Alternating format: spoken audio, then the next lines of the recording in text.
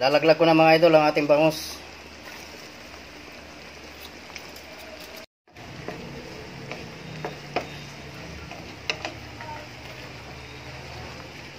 So ayan. Ayan, good evening mga idol, mga kalakay. Ngayong gabi magluluto tayo ng sweet and sour boneless bangus.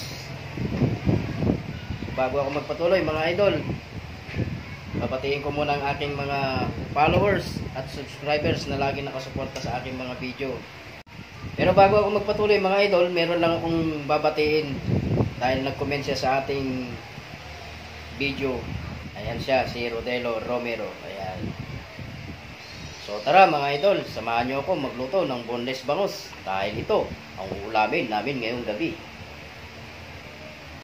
So narito na mga idol ang ating boneless bangus, 2 piraso yan yung ating binili. Medyo katamtaman lang ang laki.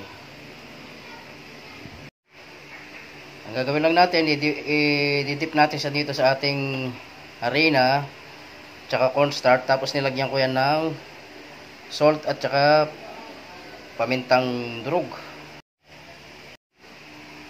Kailangan lang natin siyang i-dip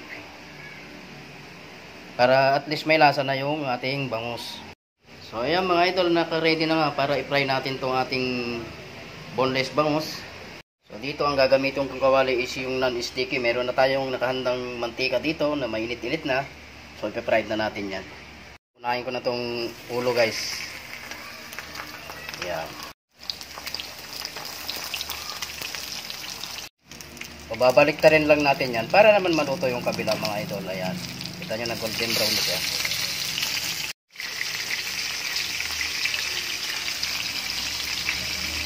Yung kabila maluto din naman. Pumantay ang kanyang pagkakaluto. Make sure mga idol yung ating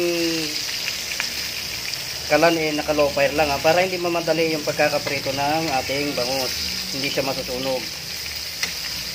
Kasi kung mamadali mo siya, luto yung labas, hilaw yung loob. Kailangan naka-low fire ka lang. Ayan. Ayan, okay na to mga idol. Itatabi na natin. O ito na, nalinis na natin mga idol ang ating kawali. Dito na rin tayo magigisa. Lalaglagan ko to ng olive oil para healthy naman. Lalaglag ko ng ating bawang mga idol.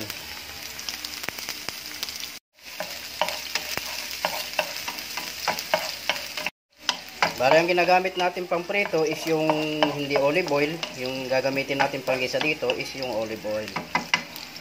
Susunod ko na tong sibuyas na puti mga idol. Yan lang yung sibak niya ng mga sibuyas para may design. Ito na ang ating carrots. Ayan, nilagyan din natin ng design yan. Isang pahaba at saka isang pabilog. Para kakaiba naman ang kanyang design. Ayan, hindi palaging pahaba. Lagyan mo rin ng design para magandang tignan. Susunod ko na itong ating bell pepper mga idol. Ayan.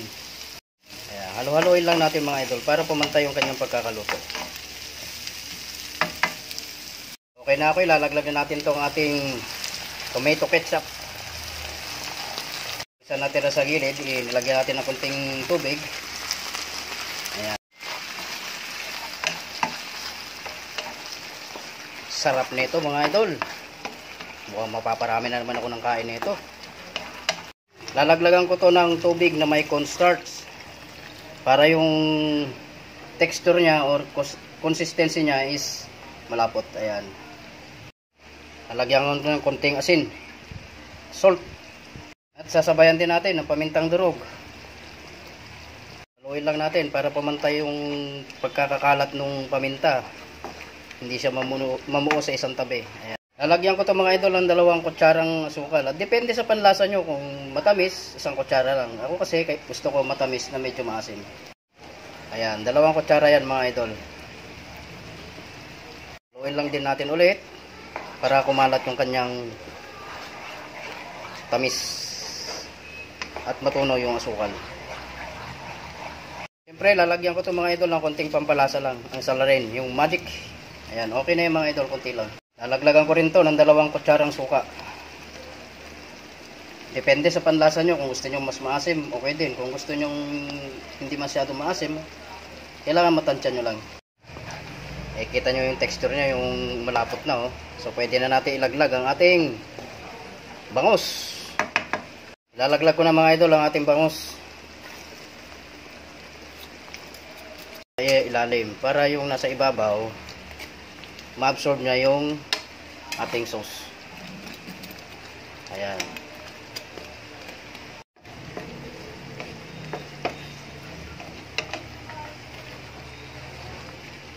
So, ayan mga idol, okay na ako dito sa ating sweet and sour boneless bangus. Ayan, sarap. Para magkakulay ang kanyang buhay, lalagyan ko yan ng celery. Ayan mga idol, okay na ako dito sa ating sweet and sour bangus. So, paano yan? Magpiplate tayo mga idol. So, ito na mga idol, ipiplate na natin.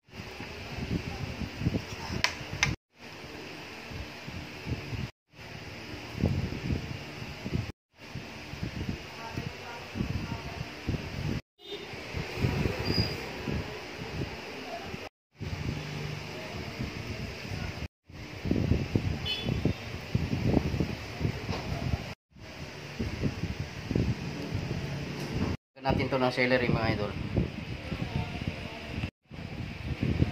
Ayan mga idol, ready na ang ating sweet and sour boneless bangus. Boneless ha, boneless.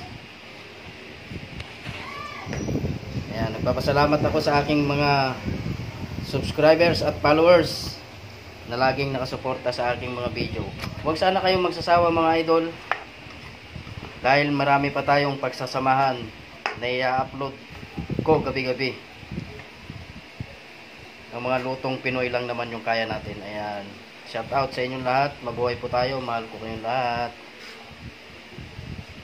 So ayan mga idol, maraming salamat sa mga sumuporta sa aking video ngayong gabi. Yung recipe nating sweet and sour boneless bangus. Ayan, shout out sa inyong lahat. Mag-comment lang kayo mga idol sa aking comment section para naman ma-shout out ko kayo. Ayan, maraming salamat at magandang gabi. Mahal ko kayong lahat.